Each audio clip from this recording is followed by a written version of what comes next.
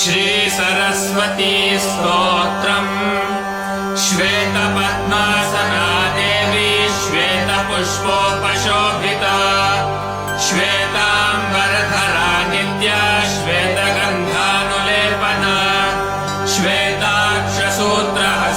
च श्वेतचन्दनचर्चिता श्वेतवीणाधरा शुभ्रा श्वेतालङ्कारभूषिता वन्दिता सिद्धगन्धर्वे रचिन्ता सुरदानवैः पूजिता मुनिभिः सर्वैर्ऋषिभिः स्तूयते सदा स्तोत्रेणादेन तां देवीं जगद्धात्रीं सरस्वतीं ये स्मरन्ति स्त्रिसन्ध्यायां सर्वां विद्यां लभन्ते ते इति श्री